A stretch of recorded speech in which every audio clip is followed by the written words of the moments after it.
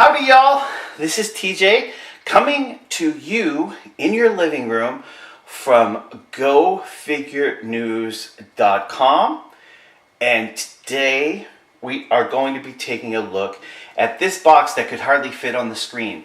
Now mind you, it is slightly smaller than this box that we reviewed some time ago.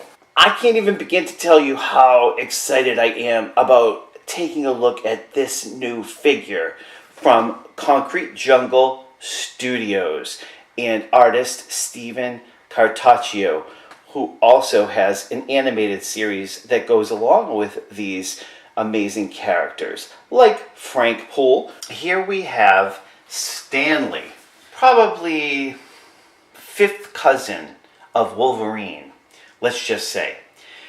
With Logan coming to theaters soon, this figure couldn't be more apropos timed. The box here again is smaller than the other, and the edition is also smaller. So keep that in mind. One of the things I want to point out is Frank Poole came in an edition of 100. So you're going to want to check that out. Here, Stanley comes in an edition of exclusively only 25. You heard it here. And these are numbered right here on the box. I urge you, I implore of thee to check out Concrete Jungle Studios online and look in their store, because with a small edition like this, these are not going to be around for very much longer. So here is the box. And the side has the logo for the figure, like the last did. And here, of course, it's marked number 2 from the series. It's marked with unmasked alternative head. So like Deadpool, who had 2 alternative heads, this one comes with 1. These will run about $145, and that includes shipping. And let me tell you, for the previous figure, it was extremely well worth it. And we hope when we open this box, we will be as excited about this. I'm having the feeling we will, given the fact that the studio makes incredible work. Now, the back of the box has an illustration, like kind of a page from a comic book, with Frank Poole, Stanley saying, "Ah!" and sneaked. And this up here, of course, is their dastardly compadre gone rogue. This is Magneto, as opposed to the famous character from comic lore. And it says to be continued, so we're expecting him to possibly be the final in this particular series, 1, 2, and 3. Now, there are no explicit plans right at the moment, but there is, in fact, packaging workups and all sorts of details forthcoming. So keep that on your radar. Who knows, it might be coming to the next Comic-Con.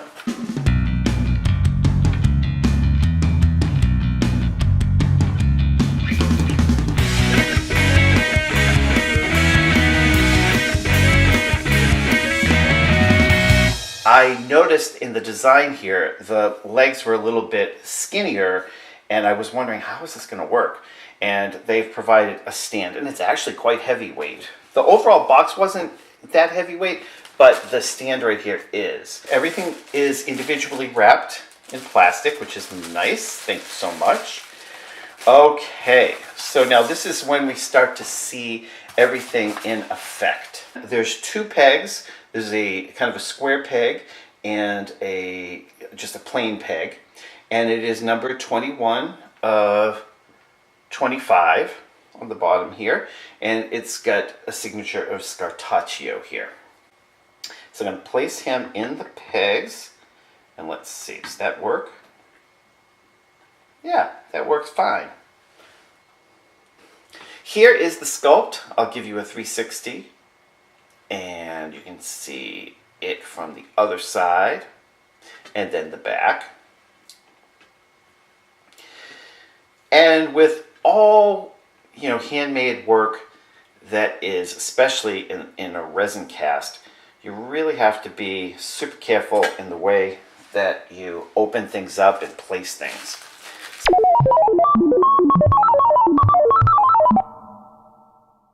To keep this super secure, if you were going to keep this up and out of the box, you'd probably want to do some type of a glue to put these together, only as an extra assurance that it's not going to fall down and tip over. And here is the other arm with the infamous claws, and that goes in very nicely with the magnets, and it's starting to look good.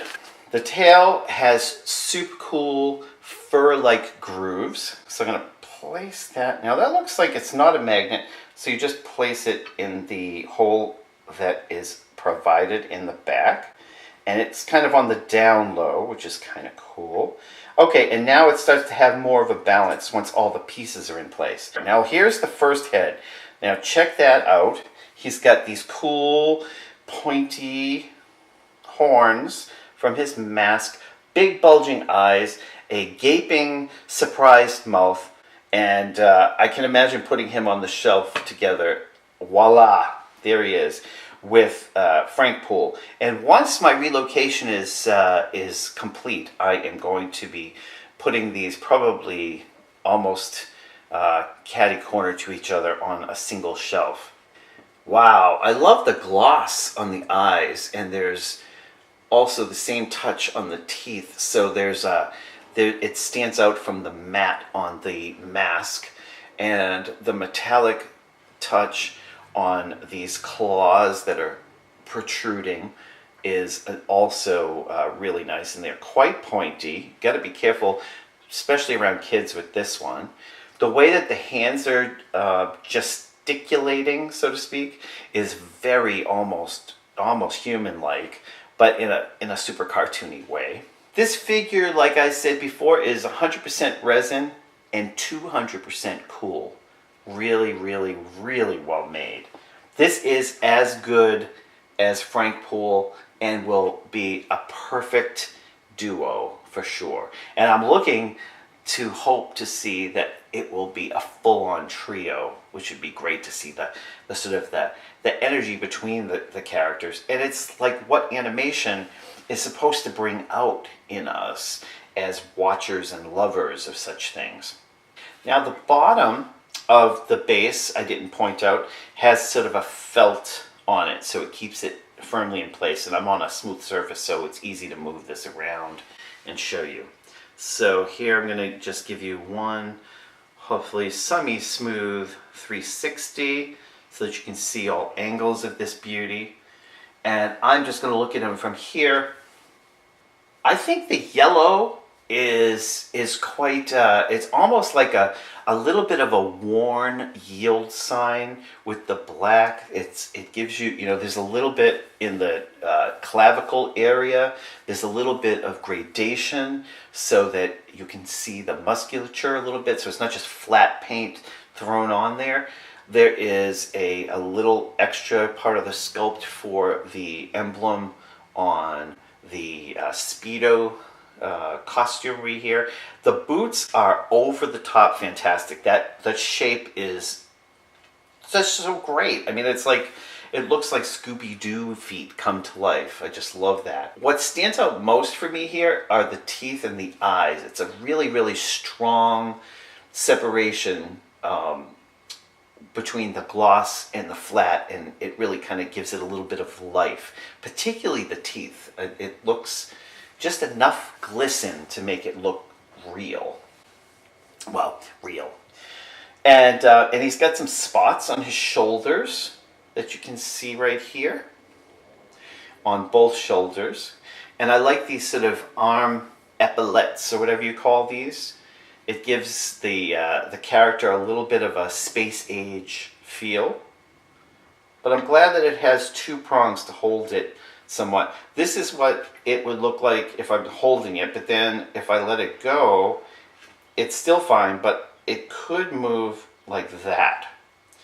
But it looks like it's not going to fall off the base. So that would probably be my one little teeny criticism is the base to the figure.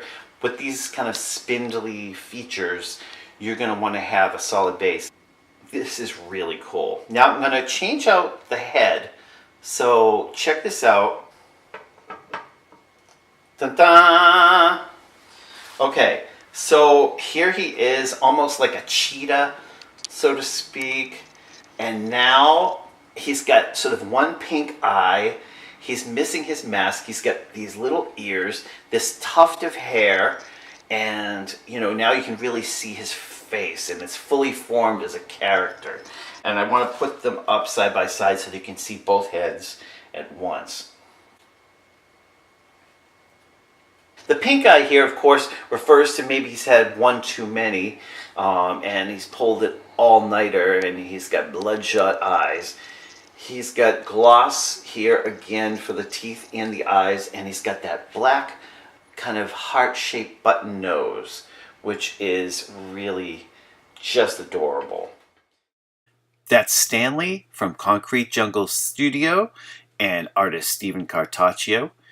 Thanks so much for watching this review. Remember to subscribe, and we'll see you next time right here on Go Figure News.